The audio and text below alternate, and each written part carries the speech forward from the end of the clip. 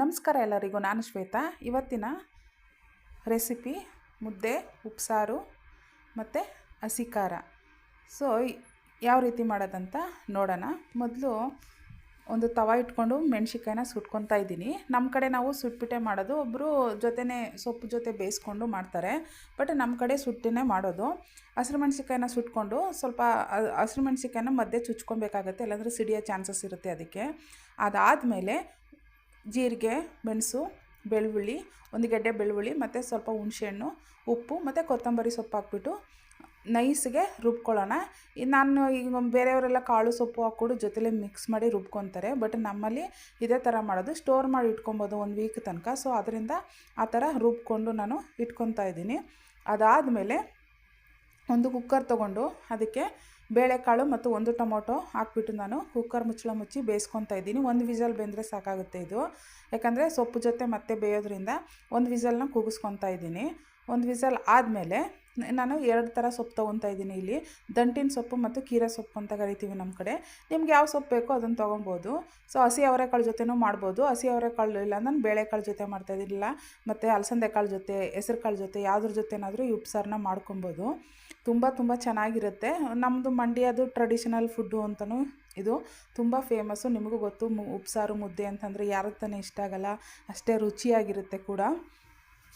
So ಇದಾದಮೇಲೆ ಆ ಟೊಮೊಟೊನ ಎತ್ತಿಟ್ಕೊಂಡ್ಬಿಟ್ಟು ನಾನು ಕಟ್ ಮಾಡಿ ಚೆನ್ನಾಗಿ ತೊಳೆದು ಕಟ್ ಮಾಡಿ ಇಟ್ಕೊಂಡಿರೋ ಸೊಪ್ಪನ್ನ ಸೇರಿಸ್ಕೊತಾ ಇದ್ದೀನಿ. ಇಲ್ಲಿ ನೋಡಿ, ಚೆನ್ನಾಗಿ ತೊಳೆದು ಅದನ್ನು 2 ಥರ ಸೊಪ್ಪು ತೊಗೊಂಡಿದ್ದೀನಿ. ಇಲ್ಲಿ ಒಂದು ದಂಟಿನ ಸೊಪ್ಪು ಮತ್ತು ಕೀರೆ ಸೊಪ್ಪು ಅಂತ. ಆ 2 ಸೊಪ್ಪನ್ನು ಚೆನ್ನಾಗಿ ತೊಳೆದು ಕಟ್ ಮಾಡಿ ಇದಕ್ಕೆ ಸೇರಿಸ್ಕೊಂಡು ಸ್ವಲ್ಪ ಉಪ್ಪು ಹಾಕ್ತಾಯಿದ್ದೀನಿ. ನಾನು ಬೇಳೆ ಬೇಯಿಸ್ಲಿಕ್ಕೆ ಉಪ್ಪೇನ ಹಾಕ್ಕೊಂಡಿರಲಿಲ್ಲ, ಉಪ್ಪನ್ನ ಹಾಕ್ತಾಯಿದ್ದೀನಿ.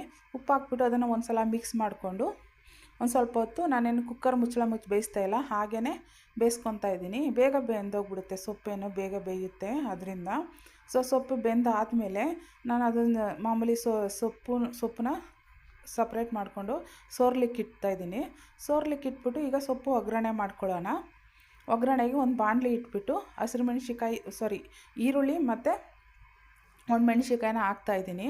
ಅಷ್ಟೇ, ನಾವು ಬೆಳ್ಳುಳ್ಳಿ ಎಲ್ಲ ಯೂಸ್ ಮಾಡಲ್ಲ, ಸಾಸಿವೆ ಕರಿಬೇವು ಸೊಪ್ಪೆಲ್ಲ ನಾವು ಮಾಡೋದು ಇದೇ ಥರ. ನಿಮ್ಗೇನಾದರೂ ಬೇಕು ಅಂದರೆ ನೀವು ಆ್ಯಡ್ ಮಾಡ್ಕೊಬೋದು. ಅದಾದಮೇಲೆ ಏನು ಸೋರ್ಲಿಕ್ಕೆ ಇಟ್ಟಿದ್ದೆ ಆ ಸೊಪ್ಪನ್ನ ತೊಗೊಂಡು ಆ್ಯಡ್ ಮಾಡಿ ಅದಕ್ಕೆ ಕಾಯಿ ತುರಿನ ತುರಿದಿಟ್ಕೊಂಡಿದ್ದೆ ಅದು ಹಾಕ್ಬಿಟ್ಟು, ಏನಾದರೂ ರುಚಿಗೆ ಸಾಲ್ಟ್ ಬೇಕಾದರೆ ಆ್ಯಡ್ ಮಾಡ್ಕೊಳ್ಳಿ.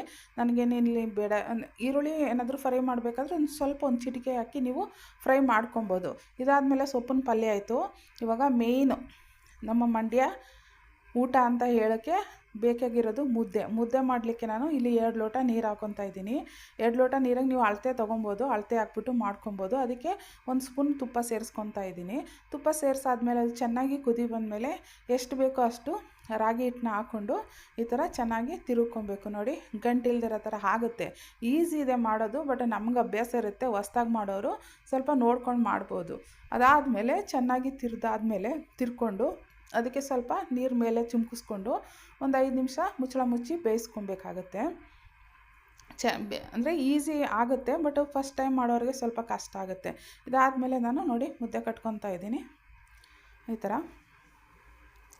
ಮುದ್ದೆ ಕಟ್ಟಾಯಿತು. ಮುದ್ದೆ ಕಟ್ಬಿಟ್ಟು ಅದನ್ನು ಮಾಮೂಲಿ ಸೊಪ್ಪು ಮತ್ತು ಹಸಿ ಖಾರ, ಸೊಪ್ಪು ಒಗ್ಗರಣೆ ಜೊತೆ ಉಪ್ಸಾರು ಜೊತೆ ತಿಂತಾಯಿದ್ರೆ ಸ್ವಲ್ಪ ನಿಂಬೆಹಣ್ಣು ಹಿಂಡ್ಕೊಂಡು ತಿನ್ಬೋದು. ತುಂಬ ಟೇಸ್ಟಿಯಾಗಿರುತ್ತೆ. ಅಂದರೆ ನಮ್ಮ ಕಡೆ ಮುದ್ದೆ ಊಟ ಅಂತಂದರೆ ಮಂಡ್ಯ ಸೈಡು ಫೇಮಸ್ಸೇ ಉಪ್ಸಾರು ಮುದ್ದೆ, ಬಸ್ಸಾರು ಮುದ್ದೆ ಅಂತ. ನಮ್ಮ ಸೈಡು ಬಸ್ಸಾರು ಮಾಡಲ್ಲ ಜಾಸ್ತಿ, ಅಂದರೆ ಉಪ್ಸಾರು ಮುದ್ದೆನೇ ಮಾಡೋದು. ಸೊ ಒಂದು ಸಲ ಟ್ರೈ ಮಾಡಿ, ತುಂಬ ಟೇಸ್ಟಿಯಾಗಿರುತ್ತೆ. ಹಾಗೆ ನನ್ನ ಚಾನಲ್ನ ಸಬ್ಸ್ಕ್ರೈಬ್ ಮಾಡಿ ಸಪೋರ್ಟ್ ಮಾಡಿ. Thank you.